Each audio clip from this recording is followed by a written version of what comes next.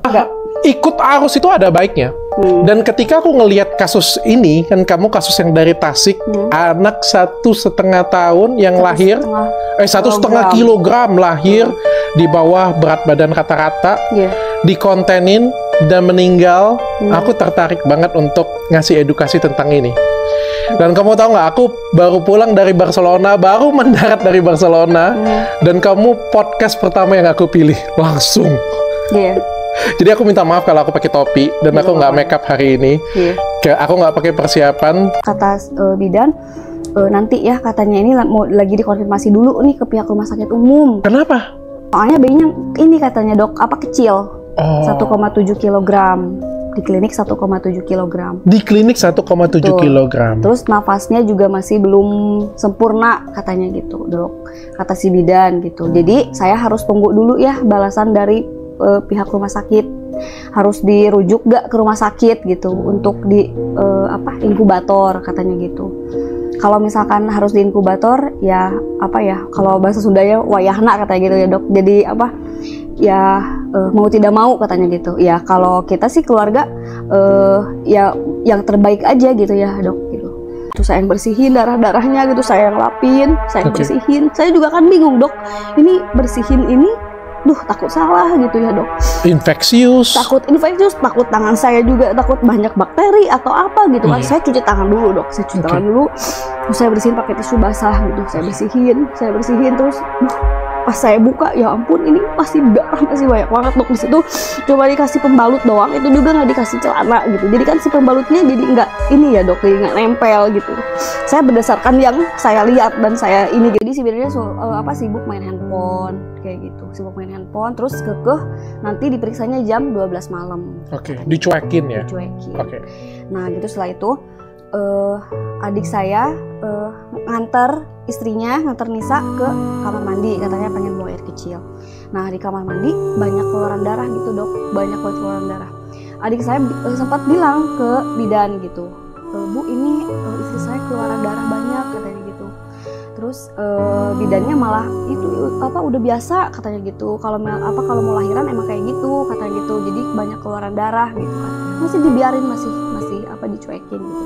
Gak apa-apa katanya, biar mobilisasinya cepet sehat katanya gitu, cepet normal lagi gitu. Pertama saya dengar ada rumus seperti itu. Makanya saya juga kaget gitu, saya sakit hati, saya kaget gitu. Terus ini Bu, kata saya adik saya kondisinya ini napasnya sesak gitu. Saya bilang ke bidan gitu. Terus si bidan bilangnya nggak apa-apa, itu kan udah biasa abis beres melahirkan katanya gitu. Nggak dikasih minum sama sekali gitu dok. Kalau sama keluarga sih dikasih minum segala macam gitu ya, dikasih makan apa gitu. Kalau dari pihak klinik nggak ada, sebelum melahirkan nggak dikasih apa-apa, setelah melahirkan nggak dikasih apa-apa juga. Malah dibiarin gitu, saya yang bersihin darahnya gitu, saya yang lapin, saya yang bersihin. Saya juga kan bingung dok. Dokter yang viral atau setiap kejadian viral ada dokter Richard? Setiap kejadian yang viral gitu pasti ada dokter Richard. Padahal aku juga sering viral loh. Jadi pokoknya setiap kejadian yang lagi viral gitu pasti ada dokter Richard. Oh iya. Tahu nggak kenapa? Karena kalau kita ngasih edukasi itu jauh lebih gampang pada saat keadaan viral. Contohnya ya, waktu misalnya kita kasih edukasi tentang jerawat ya. Kalau misalnya lagi nggak ada momen jerawat ya, susah banget. Jadi, tapi kalau misalnya pas ada yang viral nih tentang jerawatan ya, aku kasih edukasi, lebih banyak yang dengar, lebih banyak yang nonton, dan lebih bermanfaat. Oh iya betul. Berarti harus viral dulu ya dok. Nah, yang miris gitu ya dok buat saya gitu. Soalnya waktu pas anak lahir, pas bayi lahir, saya kan ada di klinik dok. Saya di klinik gitu, saya nunggu di ruang tunggu. Saya lama nggak dibolehin masuk sama sama si bidan itu gitu. Saya kan ya di situ mulai ada kejanggalan sih dok. Kok ini nggak dibolehin masuk gitu, cuma suaminya aja yang boleh masuk gitu di situ. Lama saya tanya, ini kenapa sih kok nggak boleh masuk gitu? Kata si bidan, nanti ya ini katanya bayinya kecil katanya gitu. Oh ya udah.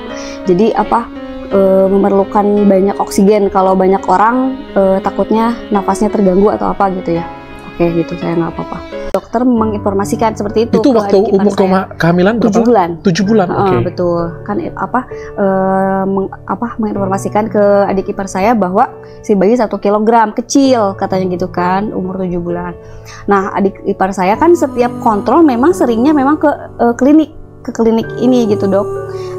Adik saya juga memberitahukan gitu hasil USG gitu kan, terus sama yang kemarin pemeriksaan dari dokter kandungan gitu diinformasikan juga ke bidan. Apa kata gitu. bidan? Kata bidan, ya soalnya tadi kata bidan bilang kalau diinfus cairan HCl atau apa sih dok ya, saya itu katanya 100.000 satu. Bayar lagi 100.000.